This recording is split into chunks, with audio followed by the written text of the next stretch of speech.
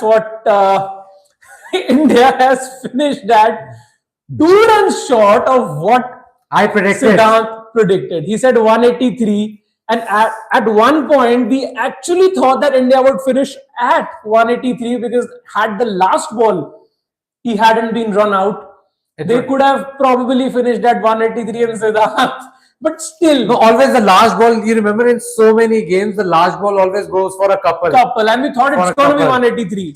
Just so close, I was so close with that But prediction. still, predicting 183 and India finishing at 181. What predictions, Siddhant? I predicted 207. Thank you. But at one stage, India looked in all sorts of trouble, and 150 also seemed distant, right? Yeah, at one stage, you thought at 90 for 4 when Shivam Dube got out. One more wicket at that point, like say when Hardik Pandya walked out and you would have lost him also. I think India would have been in deep trouble. But thankfully, Suryakumar Yadav and Hardik Pandya both bailed us out in a way because both of them got that crucial partnership going, got those quick runs also. I was talking about how we are missing those sixes, and today finally we saw those maximums. That 98 meter six that Hardik Pandya hit, one that hit the window of the commentator's box also. So that I absolutely loved that batting. Finally, we have some runs on the board away from New York, because let's face it, whatever we were seeing in New York was not good at all. But yes, thank you for some runs. We finally saw some runs, but someone who didn't see much runs was once again Rohit Sharma. We have been talking about the fact that Rohit Sharma, does he actually deserve a place in this Indian lineup, or had he not been the captain, would he have been picked by the selectors? That's a debate which will definitely we will have after the World Cup. But then at the moment, how things are going is that Rohit Sharma has once again fallen to a left-arm pacer. Yeah, third consecutive time that he has been out in a similar fashion with the ball angling in, and he just tries to place that chip shot and it doesn't come off.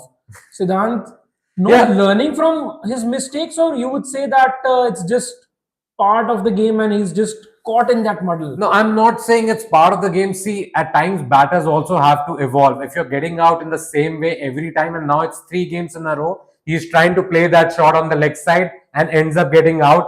And for me, see, we have always questioned Rohit Sharma's place as a batter in this side. Yes, as captain, he's been leading them well. But as batter, he has not done much in T20s cricket, especially at T20 World Cups. And even this match, you saw he got out cheaply, 8 runs, throwing his wicket away to Fazal Farooqi. Maybe if he would have stayed there for a little while, we would have had some more runs on board. Because you see, everybody else played to their role. Surya, Hardik for that matter. But Rohit Sharma, 8 runs and I think 13 balls. Not good enough. Not good enough when you can't make them count. And my problem with Rohit is every time you think he's gonna be scoring those shots, right? He tries to play that shot where he goes over mid on and hits that ball for a 4 or a 6, but it's not coming off. So if it's not coming off, then let's just stop hitting that shot. Stop yourself from playing that shot at least till you find your feedback, your form back, which has been missing. And yeah, similarly, Virat Kohli also, I think a 24 run about 24 for that matter, 24 of 24. Even though he got some runs today, but yeah, probably got out at the wrong time. Was looking good though. I have to say, like Rohit Sharma looked very rusty. Virat Kohli, even that shot that he got out to, he absolutely middled it. He middled it and I thought it could have gone for a 6, but he hit it straight to Mohammad Nabi and boss Rashid Khan. No, just to add to that a little bit, I mean, yes, Virat Kohli looked good for a brief while. But then he looked good to me when he played that shot for a 6 to Naveen-ul-Haq. Yes. Intent. That should also, like the kind of shot he played, right? Just talking about hitting him back 24, you hit a 6 in that. I mean, I'm still skeptical of the fact that he is, I think he's not in that kind of form that we are used to. Not taking IPL into account, but we have seen how he plays in T20 World Cups, averaging of almost 90. Do you think the pitch was a little slow at the start? Do you think? I think it was not coming onto the bat early on. I think Afghanistan bowled really well. Yeah, they were bowling those cutters. Analyzed the pitch very well, and to bowl slow ones since the very start, I think that actually speaks volumes for their bowling and just that the planning which with which they came. But just to add to Rohit Sharma's miseries here, I think I'm going to quickly throw in one stat. This was actually the 19th time that Rohit Sharma was out on a single-digit score in T20 World Cups. That's the most T20 World Cups or ICC events. I think it's ICC ICC events, right? events. It's ICC events. But even in ICC events, if it's 90, the most by Indians. Next in line is Yuvraj Singh, who has got out on single-digit scores 17 times. But Rohit Sharma is already 19. 19. That's quite a bit. But he has also played a lot of tournaments for India. That is also another aspect. But considering where he is at, I think the form is an issue. It's a huge issue because you see, you want your captain to lead from the front, and the guy is opening the innings also. So neither he's leading from the front, neither he's providing you that great start that you want from an opener. So it's a double whammy sort of a situation, and you can't drop him because you can't drop your captain. And that is going to be the big trouble for India because they can't drop like player like Rohit Sharma, even though he's woefully out of form, isn't looking good at all, irrespective of whatever people say. But you know, getting out to a left arm seamer 3 games in a row and playing the same kind of shot, boss, you really need to sort out that before you face the biggies like Australia later in this World Cup. So a little disappointing. There's a comment by Prabhat Sharma. He's saying that Zazai's batting is going to be important. I think more than that, you have to get Ramonullah Gurbaz. Yeah. Yes, Zazai is a key player in their. I don't think he's key. I think Zazai was a decent player earlier. You know, he had criticized the Afghanistan Cricket Board. I remember he had put out some message or tweet where he had criticized Afghanistan Cricket Board for not selecting him in one of the tournaments. But now he's here. I think he was a replacement for one of the players that got injured just before the tournament began, Hazratullah Zazai.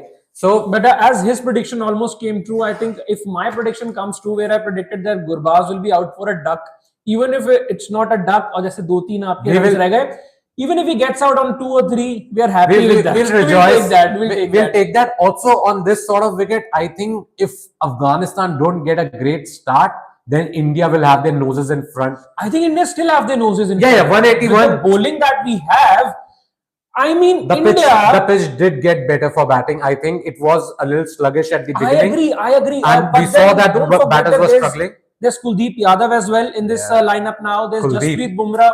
Those upfront overs by Arshdeep Singh will be important. Hardik Pandya is taking wickets. Any score that this lineup, if they cross 160, I think it's defendable as far as India's bowling is concerned because they are that good. Yeah, I think in terms of, if you would want to call it that, if you had to choose India's batting or India's bowling to like which is the better one, and in this tournament, there's little to no doubt about it that India's bowling has really come through. And we are seeing a very good bowling attack. So Arshdeep, Bumrah, you have Kuldeep Yadav, Akshar Patel, maybe Jadeja will bowl a little more today, or we'll see some. Jadeja finally got 7 runs, by the way. 7 runs. First finally runs for him. Broke the duck this tournament. But yeah, those 7 runs, I thought he could have scored a few more. But again, you never know what happens in the death overs. And that's why, thankfully, we did not talk a lot about Hardik Pandya and Suryakumar Yadav. I think they deserve a lot of credit for how they batted. Surya especially was at 90 for 4. Even when Rishabh Pant got out, right? You were a little worried whether if Surya and somebody else also gets out at that point, you might not get those many runs. But Surya played his role to perfection. Even though he got 53, but 28 balls, 53 on that wicket after being 90 for 4 at one stage.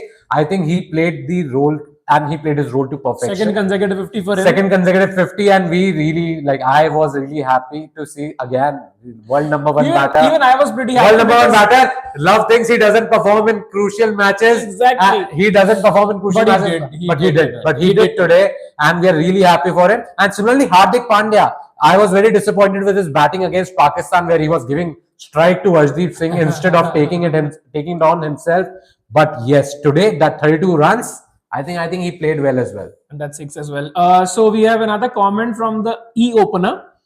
Afghanistan जीत सकता है जजाए के आने से batting strong होगी क्योंकि people are talking about Zazai Hazratullah or that's just some other account from the same guy maybe telling us about Zazai.